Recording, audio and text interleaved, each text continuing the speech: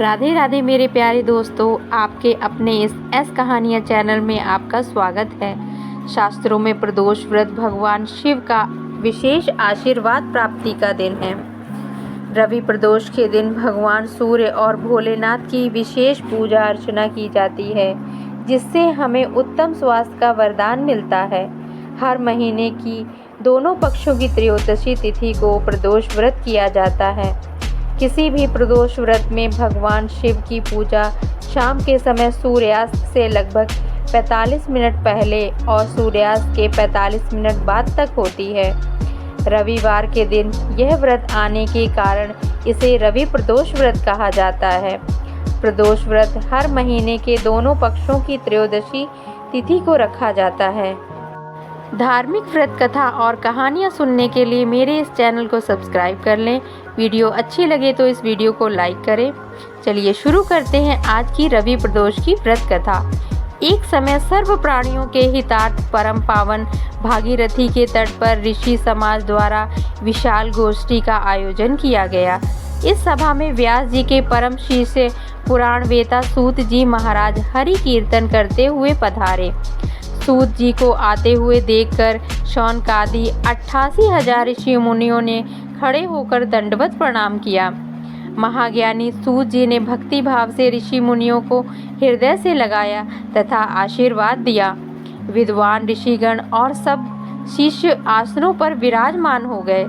शौनकादि ऋषि ने पूछा, हे पूज्यवर महामते, कृपया यह बताने का कष्ट करें कि मंगलप्रद कष्ट निवारक यह व्रत सबसे पहले किसने किया था और उसका क्या फल प्राप्त हुआ।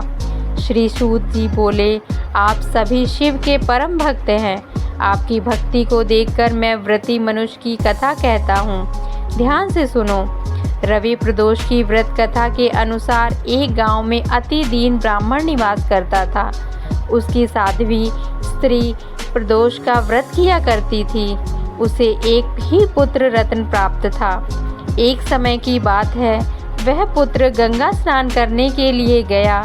दुर्भाग्यवश मार्ग में चोरों ने उसे घेर लिया और वे कहने लगे कि हम तुम्हें मारेंगे नहीं, तुम अपने पिता के गुप्त धन के बारे में हमें बता दो। बालक दीन भाव से कहने लगा कि बंधुओं, हम अत्यंत दुखी दीन हैं, हमारे पास धन कहाँ है। तब चोरों ने कहा कि तेरे इस पोटली में क्या बंधा है। बालक ने निसंकोच कहा कि मेरी माँ ने मेरे लिए रोटियां दी हैं। यह सुनकर चोरों ने अपने साथियों से कहा कि साथियों, यह बहुत ही दीन दुखी मनुष्य है, अंततः हम किसी और को लूटेंगे। इतना कहकर चोरों ने उस बालक को जाने दिया। बालक वहाँ से चलते हुए एक नगर में पहुँचा। नगर के पास एक बरगद का पेड़ था। वह बालक उसी बरगद के वृक्ष की छाया में सो गया। उसी समय उसी नगर के सिपाही चोरों को खोजते हुए उस बरगद के वृक्ष के पास पहुँचे और बालक को चोर समझकर बंदी बनाकर राजा के पास ले गए। राजा ने उसे कारावास में बंद करने का आदेश दिया। ब्राह्मणी का लड़का जब घर नहीं लौटा तब उसे अपने पुत्र की बड़ी चिंता हुई। अगले दिन प्रदोष व्रत था। ब्राह्मणी ने प्रदोष व्रत किया और भगवान शंकर से मन ही मन अपने पुत्र की कुशलता की प्रार्थना करने लगी। भगवान शंकर ने उस ब्राह्मणी की प्रार्थना स्वीकार कर ली। उसी रात भगवान शंकर ने उस राजा को स्वप्न में आदेश दिया कि वह बालक चोर नहीं है, उसे प्रातःकाल छोड़ दे, अन्यथा उसका सारा राज वैभव नष्ट हो जाएगा। प्रातःकाल राजा ने शिव जी की आज्ञा अनुसार उस बालक को कारावास से मुक्त कर दिया। बालक ने अपनी सारी कहानी राजा को सुनाई।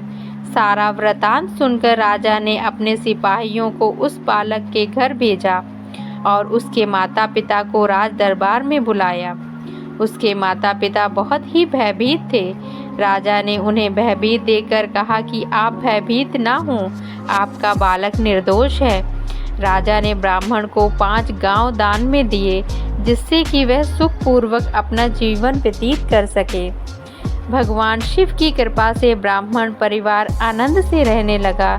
अंततः जो मनुष्य रवि प्रदोष का व्रत करता है वह सुखपूर्वक और निरोगी होकर अपना पूर्ण जीवन व्यतीत करता है तथा उसके जीवन में खुशहाली आती है। रवि प्रदोष की कथा अगर आपको अच्छी लगी हो तो मेरे इस चैनल को सब्सक्राइब करना ना भूलें। राधे राधे।